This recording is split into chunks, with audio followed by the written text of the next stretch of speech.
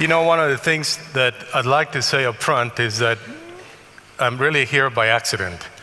And what I mean, not at TED, that I'm at this point in my life, truly, by a set of circumstances that I would truly consider an accident.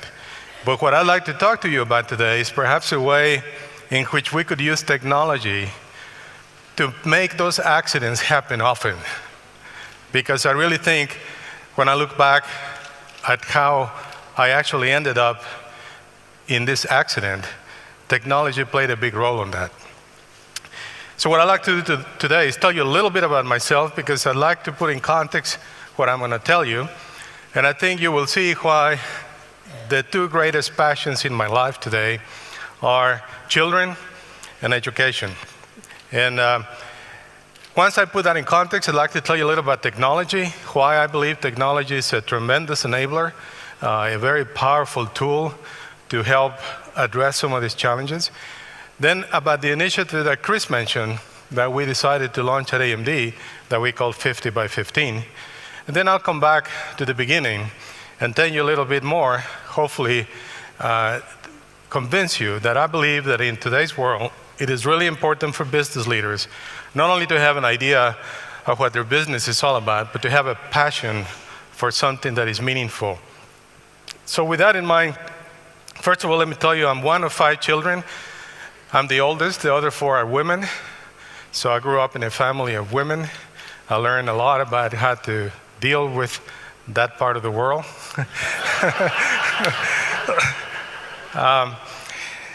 And as you can imagine, if you can picture this, I was born in a very small village in Mexico, in unfortunately very poor surroundings.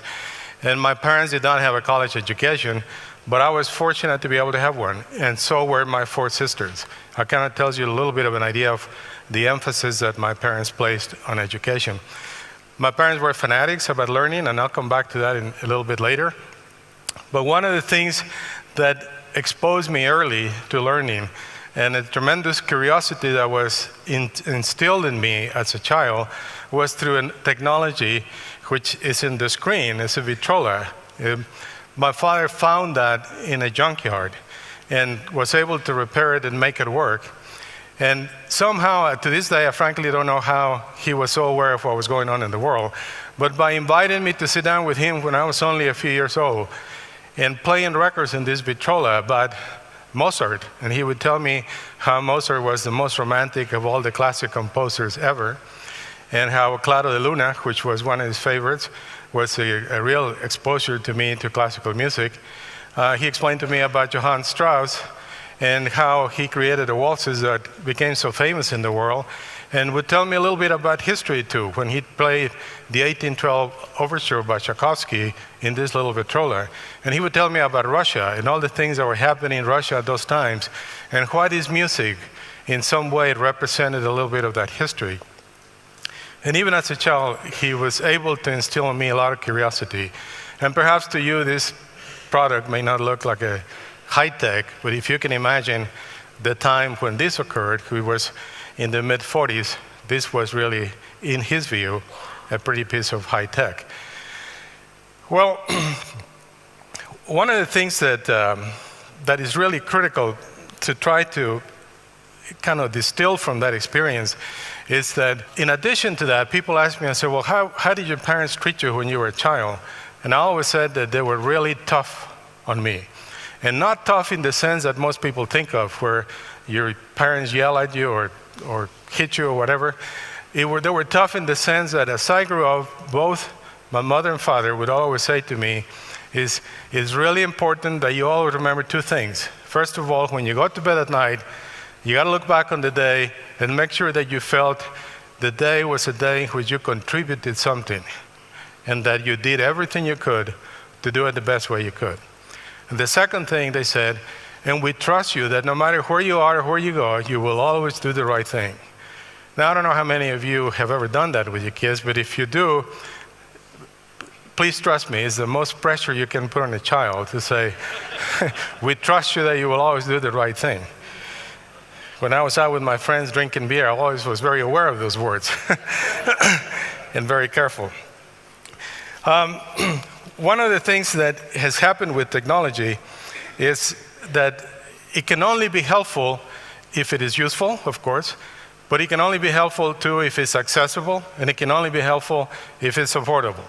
And in today's world, being useful, affordable, and accessible is not necessarily what happens in a lot of the technology that is done today. So one of our passions in our company, and now one of my personal passions, is to be able to really work hard at making the technology useful, accessible, and affordable. And to me, that is very, very critical. Now, technology has changed a lot since the Victrola days.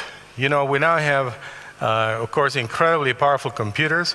A tremendous thing that people refer to as a killer app is called the internet. Although, frankly speaking, we don't believe the internet is a killer app. What we believe is that the internet, frankly, is a connection of people and ideas. The internet happens to be just the medium in which those people and ideas get connected. And the power of connecting people and ideas can be pretty awesome. And so we believe that through all the changes that have occurred, that we're faced today with a tremendous opportunity if we can connect people and ideas more intensely. And although you've seen a plethora and a myriad of products that have come to the market today, the key to me is how many of these products are able to provide people connectivity in a useful way, accessibility, easy manner, and also affordability, that it can be, regardless of the economic status that a person could have, that they could have the opportunity to afford this technology. So when you look at that, we said, well, we would like to then enable that a little bit. We would like to create an initiative. And a couple of years ago at EMD, we came up with this idea of saying, what if we create this initiative we call 50 by 15, where we are going to aim that by the year 2015, half of the world will be connected to the internet so that people and ideas can get connected. We knew we couldn't do it by ourselves, and by no means did we ever intend to imply that we at AMD could do it alone. We always felt that this was something that could be done through partnerships with governments, industry, educational institutions, a myriad of other companies, and frankly, even competitors. So it is really a rather lofty initiative, if you want to think that way, but we felt that we had to put a real stake up in the years ahead that was bold enough and courageous enough that would force us all to think of ways to do things differently. And I'll come back to that in a minute, because I think the results so far have been remarkable, and can only anticipate and get real excited about what I think is going to happen in the next 8 years while we get to the 20 by 15 initiative. Where are we today? That's year by year. This comes from our friends at gapminder.com. Those of you who have ever looked at that website, you should look at it. It's really impressive. And you can see how the internet penetration has changed over the years. And so when we give ourselves a scorecard to say, well, where are we relative to our goal towards 2015, the thing that comes apparent is three pieces. One is the Western world, defined mostly by Western Europe and the United States, has made an awful lot of progress. The connectivity in these parts of the world are really, truly phenomenal, and it continues to increase. As a matter of fact, we think reaching 100% is very doable, even before the 2015 timeframe. In other parts of emerging countries, such as India and China, the progress has been good, has been solid, has been good. But in places that are not as developed, places like Africa, Latin America, and other places in the world, the progress has been rather slow. As a matter of fact, I was just recently visiting South Africa and had the opportunity to have a discussion with President Mbeki. And one of the things that we talked about is what is it that's keeping this connectivity goal from moving ahead faster? And one of the reasons is in South Africa, it costs $100 a month to have a broadband connectivity. It is impossible, even in the United States, for that cost to be able to enable the connectivity that we're all trying to reach. So we talked about ways in which perhaps one could partner to be able to bring the cost of this technology down. So when you look at this chart, you look at the very last, it's a logarithmic chart on the horizontal scale, you look at the very end, we got quite a long ways to go to get to the 2015 goal of 50%. But we're excited in our company, we're motivated, we really think it's a phenomenal driver of things to force us to do things differently, and we look forward to being able to actually working with so many partners around the world to be able to reach that goal. Now, one of the things that I'd like to explain by 50 by 15, which I believe is really critical, is that it is not a charity. It is actually a business venture. Let's take a small segment of this unconnected world and call it the education market. When you look at elementary school children, we have hundreds and hundreds of millions of children around the world that could benefit tremendously from being able to be connected to the internet. Therefore, when we see that, we see an opportunity to have a business that addresses the need of that segment. And when we embarked on this initiative from the very beginning, we said it very clearly, this is not a charity. This is really a business venture, one that addresses a very challenging segment of the market. Because what we have learned in the last 2 years is that this segment of the market, whether it's education or underdeveloped nations, either way, is a segment that demands incredibly high quality, incredibly high reliability, tremendous low cost and access, and a lot of challenges that, frankly, without actually doing it, it would be very difficult to understand, and I'll explain that in just a minute. It is an initiative that is focused on simple, accessible, and human-centric solutions. What do we mean by that is that, you know, frankly, the PC was invented in 1980, roughly speaking, more or less, and for 20-odd so years, it hasn't changed. It is still, in most places, a gray or black box, and it looks the same, and frankly, and I know that sometimes I offend some of my customers when I say this, but I truly mean it. If you could take the name of the computer off the top of it, it would be very difficult to judge who made it, because they're all highly commoditized, but they're all different. So there has not been a human-centric approach to addressing this segment of the market. So we really believe it is critical to think of it. It reminded me a lot of the talk we heard this morning about this operating room machinery that was designed specifically for Africa. We're talking about something very similar here. And it has to be based on a geosensitive approach. What I mean by that is that in some parts of the world, the government plays a key role in the development of technology. In other parts, it doesn't. In other parts of the world, you have an infrastructure that allows perhaps for manufacturing to take place. In other parts, it doesn't. And that we have to be sensitive about how this technology can be developed and put into action in those regions. And the last piece, which is really important, and this is an opinion that we have, not shared by many, by the way, this is one where we seem to stand alone in this one, is that we really believe that the greatest success of this initiative can come by fostering local integrated end-to-end ecosystems. What I mean by that, and let me use as example the country of South Africa, because I was just there, therefore I'm a little bit familiar with some of the challenges they have. It's a country of 45 million people. It's an economy that's emerging. It's beginning to grow tremendously. They have an objective to lowering the cost of connectivity. They have a computer company that makes computers in South Africa. They're developing a software training environment in the universities. What a place, what an ideal place to create an ecosystem that could build the hardware and the software needed for the schools. And to my surprise, I learned in South Africa they have 18 dialects. I always thought they only had 2. English and Afrikaans, but it turns out they have 18 dialects. And to be able to meet the needs of this rather complex educational system, it could only be done from inside. I don't think this segment of the market can be addressed by companies parachuting from another place of the world and just dumping product and selling into the market. So we believe that in those regions of the world where the population is large and there's an infrastructure that can provide it, that a local integrated end-to-end system is really critical for its success. This is a picture of a classroom that we outfitted with computers in Mexico, in my home country. This particular classroom happens to be in the state of Michoacan. Those of you that might be familiar with Mexico, Michoacan is a very colorful state. Children dressed with very colorful clothes. And it is incredible to see the power that this has in the hands of kids in a computer. And I have to tell you that it's so easy to appreciate the impact that access to technology and connectivity can have in the lives and education of these kids. We just recently opened a learning laboratory in a school in the West Cape in South Africa, in a school that's called Nelson Mandela School. And when you see the faces and and activities of these children being able to access computers is just phenomenal.